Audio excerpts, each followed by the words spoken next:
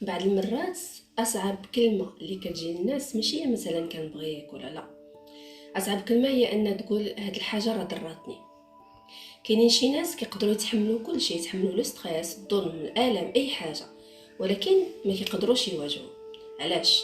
حيت بالنسبه للجهاز العصبي ديالهم المواجهه ماشي نقاش، المواجهه خطر.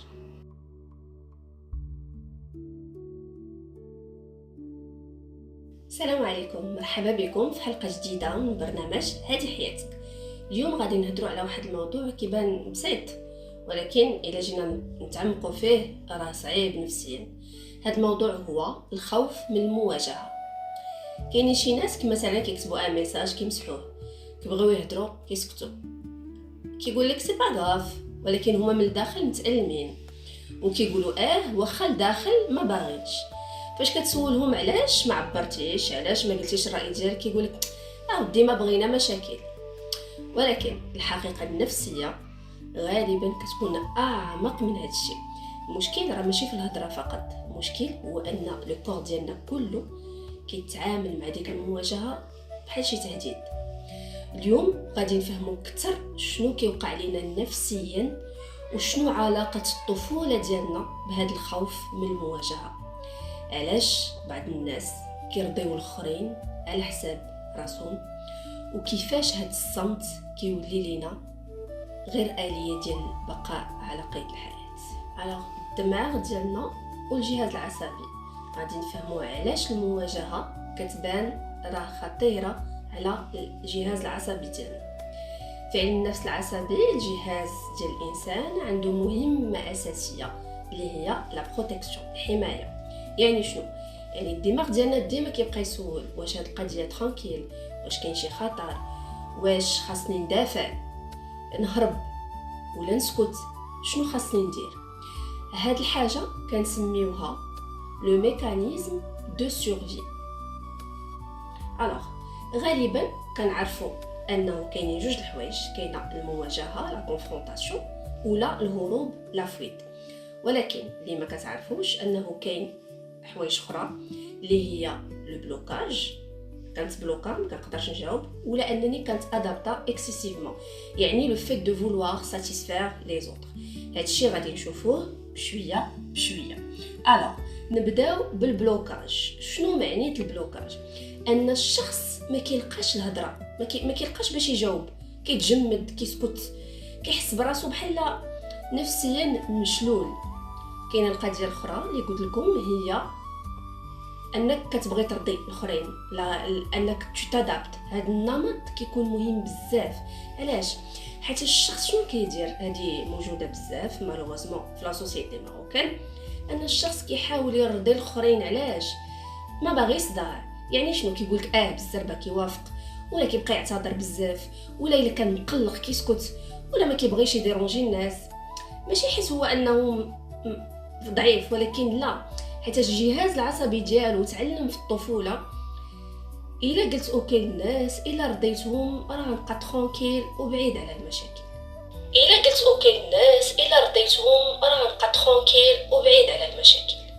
الوغ كيف ما كنقول لكم دائما ان هاد الحاجه، الحوايج اللي حنايا عندنا وحنا دي زادولت، راه عندهم علاقه بالطفوله ديالنا.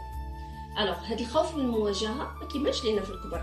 كتكبر كتلقى راسك لا تو بو با كونفرونتي ولا تو بو با ريبوندر، ولا هادشي كيبدا من الطفوله.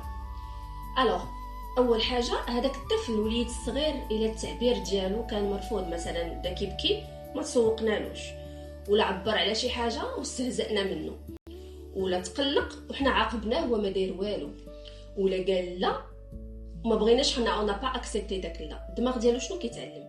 كيتعلم ان التعبير على لي سونساسيون ديالو راه اوتوماتيكمون كيترفض من المجتمع، اذا كيفضل انه ما يعبرش. ومن بعد فاش كيكبر اي مواجهه كتفعل نفس الخوف القديم اللي عنده ديال داك الطفل الداخلي اللي هضرنا عليه في الحلقه اللي قبل.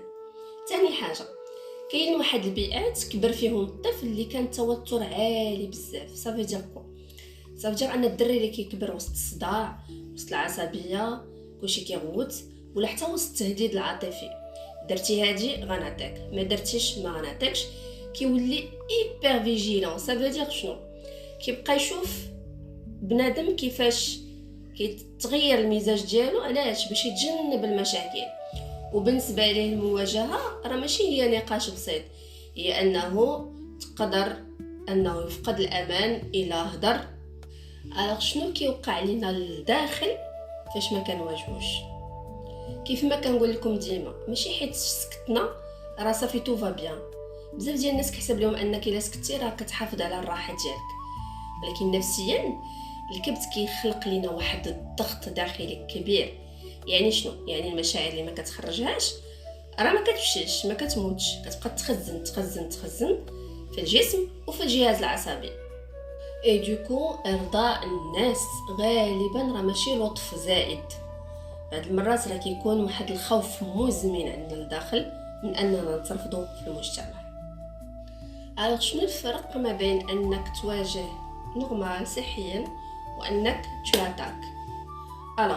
كاينين شي ناس كيخلطوا ما بين التعبير والعنف، ولكن نفسيا المواجهه الصحيه ماشي انك تهاجم، لا، هي انك تكون واضح، تكون كتحترم، تكون كتحط الحدود، وتكون في واحد الصدق عاطفي. يعني شنو؟ يعني نقدر نقول ان هذا التصرف راه ضرني بلا ما نهين داك الشخص اللي معايا، ولا بلا ما نغوت عليه، ولا بلا ما نكون عدواني معاه. الانسان اللي كيكون صحي نفسيا ما كيضرش وما كيجرحش، كيعرف جوست انه يعبر ترانكيل بلا صداع بلا مشاكل. واخا كيفاش غادي نعلموا هذا الجهاز العصبي ديالنا اللي مسكين مدمر من الصغر؟ عندنا المواجهه راه مواجهه امنه. الشفاء ماشي كيجيش هكاك، لا، الشفاء ديما كنقول اي حاجه كتجيب شويه بشويه شويه. يعني شنو؟ كنعاودوا ندربوا الجهاز العصبي ديالنا. اولا كنتعرفوا على الخوف، يعني قبل من اي مواجهه تسول راسك شنو غيخاف يوقع؟ انني نترفض، ان ديك الشخص يغضب، انه يهجرني، شنو؟ ثاني حاجه اننا نبداو نعبروا بتعابير بسيطه، حيت الجهاز العصبي ديالنا ما خاصوش داك لو شوك. دير دي بتيت فراز، مثلا انا ما ارتحيتش لهذا الشيء، ولا احتاجيت لهكا ماشي هكا، ولا بغيت نتكلم ندوي معاك مثلا. ثالث حاجه قبل ما نواجه خاصنا نتعلموا نتنفسوا، نديروا التنفس. حيت علاش؟ لو كور ديالك كيدخل في واحد بحال قلتي ان مود دو سورفي. والتنفس العميق ديالك شنو كيعطي الجهاز العصبي؟ التنفس العميق حتى نوريه لكم في حلقه اخرى، كيبين ان كيقول لو كور ديالك انا جو سوي ترانكيل، انا في وضعيه بحال كتقول لو كور ديالك الجهاز العصبي ديالك ما تخافش، تو فا بيان، تو تي ترانكيل. علاش؟ حيت هو ما مولفش هاد المواجهه. رابع حاجه هي اننا خاصنا نتقبلوا ان المواجهه راه ماشي ما سهلاش. يعني شنو؟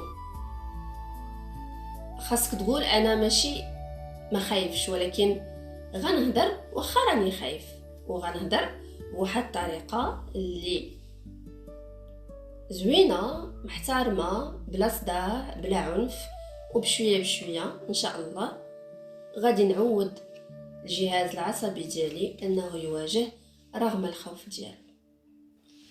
الخوف من المواجهه ماشي هو ضعف شخصي، غير هو ان الجهاز العصبي ديالنا pendant des années تعلم ان السكات حسن ليه من انه يكومونيك. لكن الانسان راه ما كيتشافاش فاش كيبقى ساكت. الشفاء كيبدا فاش صوت كيخرج وما كيبقاش ما كتبقاش لا كومونيكاسيون من موراها خوف. حلقتنا ديال اليوم سالات. مرحبا بكم كل نهار جمعة مع 9 ديال الليل على قناة هادي حياتك. تبقاو على خير.